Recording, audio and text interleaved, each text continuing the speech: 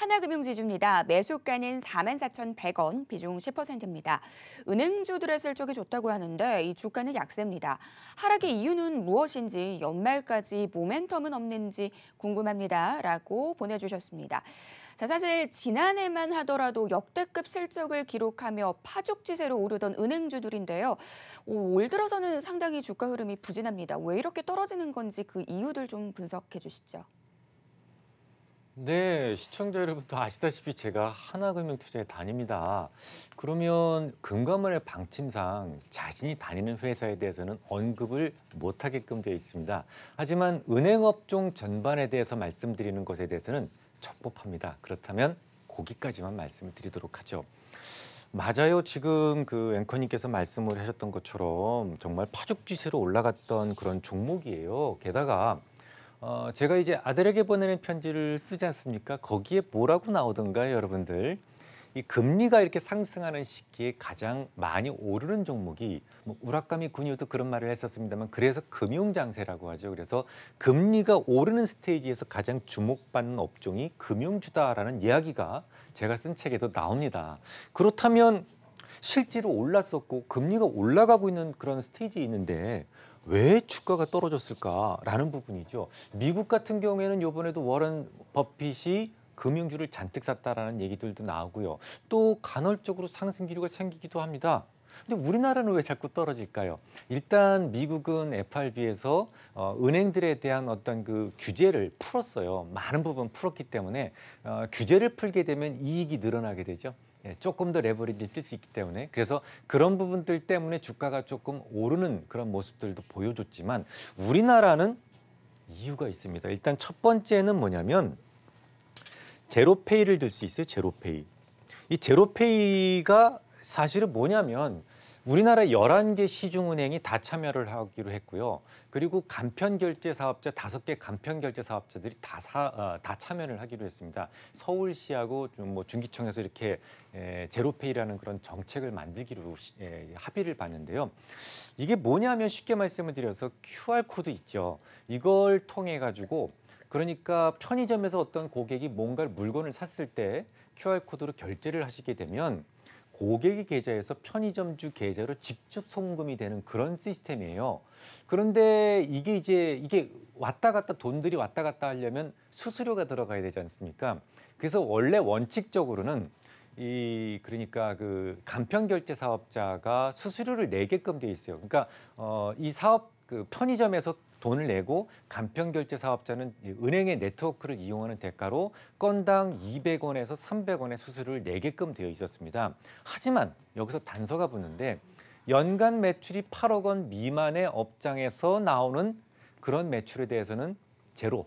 그래서 제로페이거든요. 그러니까 수수료를 받지 않겠다라는 건데 자, 그럼 은행의 입장에서는 어떻게 했느냐는 겁니다. 순수하게 은행의 입장에서 봤을 때는 물론 이제 우리 같은 일반적인 고객들은요.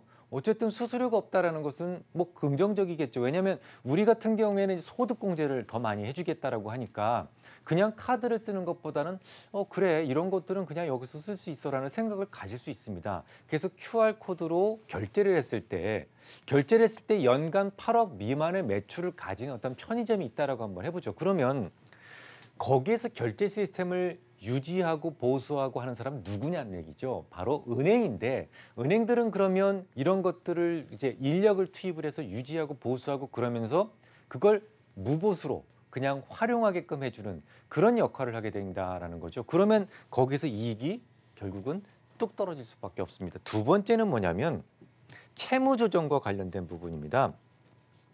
우리나라의 현 정부에서는 지금 채무 조정을 해주려고 노력을 많이 하고 있어요. 못 사는 사람들을 위해서요. 그런데 이분들이 최근에도 그 어떤 채무 조정을 했었냐면 그러니까 100만 원 미만의 채무에 대해서 10년 이상 된 것들은 어차피 못 갚는다 해서 이걸 채무를 탕감시키고 신용을 회복해주는 그런 그 모습을 보여줬었습니다. 이런 부분들은 별 문제가 없어요. 왜냐하면 은행에서도 압니다. 이 못 받는다라는 것을. 그래서 못 받는다라는 것을 알면 이미 대손 상각 처리를 해버려요. 그래서 이미 지금 손실로 인식을 시켜버렸기 때문에 이런 부분들이 있다고 하더라도 별 이 실적엔 영향을 주지 않아요. 하지만 이제 2단계 채무조정의 문제인데 이게 뭐냐면 이제 뭐 질병에 걸렸다든지 실직을 했다든지 아니면 어떤 여러 가지 환경 때문에 내가 은행에 돈을 못 갚게 되는 현상이 벌어지게 된다면 이거에 대한 채무조정권을 은행이 아니라 채무자한테 주겠다라는 겁니다. 그래서 나 누군데 말이지 좀 이렇게 깎아줘 이런 얘기들을 교섭권을 그 채무자한테 주겠다라는 얘기지요. 상당히 좀 심각한 문제가 될 수가 있습니다. 이렇게 되면 소위 도덕적 해이를 이끌어낼 수도 있거든요. 그래서 소위 그 프리워크아웃 제도라는 것을 만들어서 90일 이내에 어떤 연체자들한테 연체된 채권 그리고 연체된 이율뿐만 아니라 정상적인 이율 그리고 정상적인 채권, 삼각 채권 말고 정상적인 채권에 대해서도 어떤 교섭을 할 수 있는 그런 권리를 주겠다. 뭐 이런 얘기들이 나오면서 주가가 당연하겠죠. 그 은행들한테 누가 돈을 갚으려고 하겠어요. 그래서 그런 단기 채무들에 대해서 그러니까 뭐 큰 문제는 아닙니다만은 아무래도 그 대부분 큰 돈들은 어떤 그 담보를 제공을 해야만 빌릴 수 있으니까요. 하지만 그 외 짜잘한 돈들 뭐 은행 신용카드로 대충 빌린 것들 이런 것들은 채무 조정 문제에서 자유롭지 못할 것이다라는 생각을 하는 거죠. 그래서 이런 문제들이 부각되면서 우리나라 은행주들은 떨어질 수밖에 없는 거예요. 자, 그러면 전략을 어떻게 세울까요? 은행주니까 당연히 간헐적으로 지금 은행주의 시대 아니에요, 그죠? 금리가 올라가는 시대니까 은행주의 시대니까 뭐 우리나라 한국은행에서 금리를 올릴 거야 뭐 이런 얘기가 나오거나 아니면 물가가 크게 올랐다 그래서 금리를 올릴 수밖에 없다라는 어떤 공감대가 형성될 때마다 이렇게 뾰족거리고 올라갈 겁니다, 그죠? 하지만 이것이 진짜냐? 아직까지 이런 부분들이 남아 있는 이상 반등시마다 매도할 수밖에 없다라는 생각을 하셔야 됩니다.